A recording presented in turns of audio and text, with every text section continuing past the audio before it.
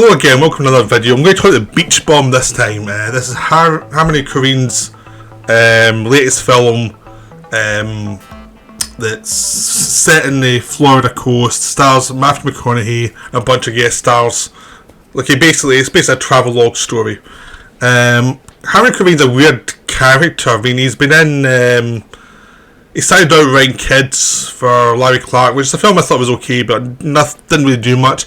I much preferred Gummo, which is the film he made after that, which I liked a lot more, because I thought it was a lot more in with the character he was describing. It felt more genuine to me. Even though it's a very flawed film, I still liked it. I can see why people hate it. It's the best way to say it. I understand why people hate it, but I liked it. He did Spring Breakers. He's done some other films in between which I haven't seen. But he did Spring Breakers recently with James Franco and a bunch of actresses that used to be Disney actresses that I enjoyed. I didn't think it was amazing, but it got a lot of praise. I never thought it was the most amazing film ever, and I was like, okay, it was fun. It was enjoyable. I just never quite got the hype about it. I just think it was another Harmony Korine film. It's just one of those films that a director who's more indie based makes, and sometimes they get lucky in a film they make blow up, and he got lucky with this one. It blew up for him. That was nice for him. Probably helped his life a lot better to make his next deal for a film a lot easier. So the next film was a Beach Bomb, and from what I gather, he wanted Gary Oldman to play the lead part, even though it seems obvious that McConaughey is the guy to play this lead part because he's perfect for this part. I liked this one better than Spring Breaker, actually. It felt much more like Gummo than Spring Breaker did, because it is. You think there's going to be a massive plot. You know, you think there must be a plot going somewhere here, and there really isn't. It's about a guy who's a writer, a poet, who likes hanging out, likes getting drunk, likes smoking weed, and that's it. He's a rich wife who is trying to help him. He's a daughter who's trying to help him. There's a thing in this film is no one wishes him harm. I mean, even the people who do things he doesn't agree with aren't wishing him harm. There's no actual villains in the film, which is nice for a film, because it's but it's his travels through life and his travels through the coast, and a lot of the problems of his own fault. But he doesn't. He kind of is well, that's the way it goes. He's not angry about anything. So basically, he's a poet, and his wife, played by Isla Fisher, you see in the first half hour of the film, she and him have a relationship that's very open marriage. She sees some people, he sees some people. They're not possessive of each other, they just like to help each other out. But they know both of them know the other person needs their own space, so they just let each other go and do their own thing, then they get back together, then they... it's one of those relationships that's very loose. It's people who don't really believe in all the American dream ideas. They've got money, so they try and enjoy it. But she's the responsible one.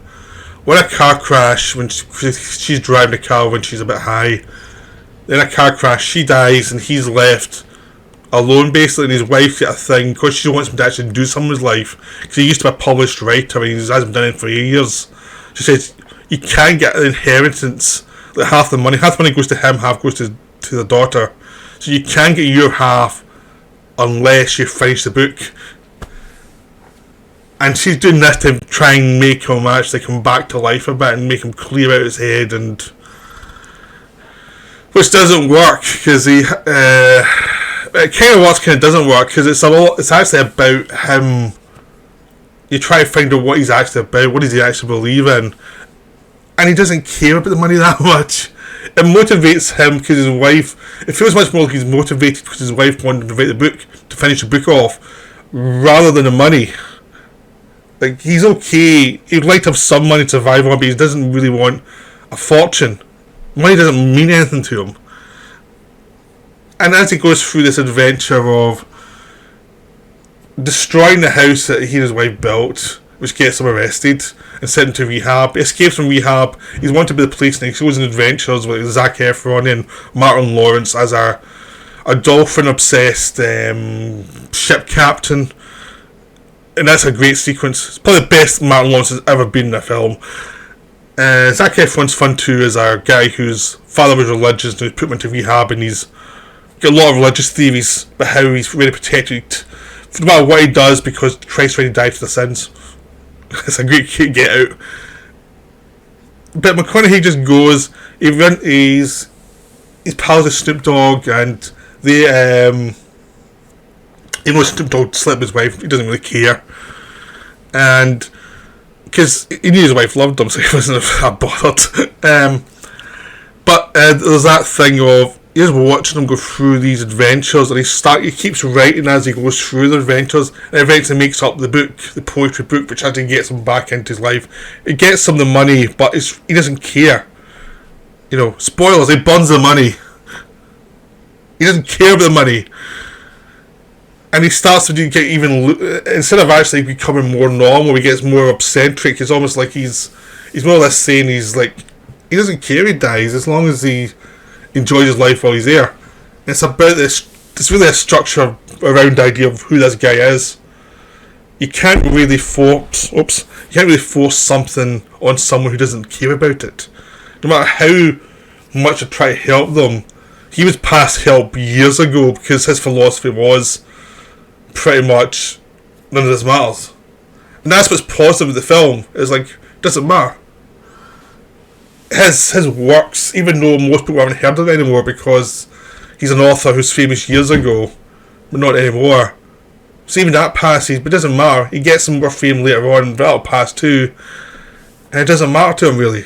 It's a really nice story about a guy who is just letting life go by and just trying to have his little place where he enjoys it and the people he enjoys around about him. And that's all he really cares about. So it's a nice, lovely little film. It's a minor film, but that's what its charm is. And I'd highly recommend it. It is interesting. You have to get used to this pacing of it. So if you don't like it the first 10 minutes, you're not going to like it. It's the first 10 minutes to make or break. But if you like the first 10 minutes, you'll enjoy it. If you don't, stop. So I hope you enjoyed this video. I know it's a bit rambling, just like the film, but that's the way it goes. Right, bye for now. I'll be back later.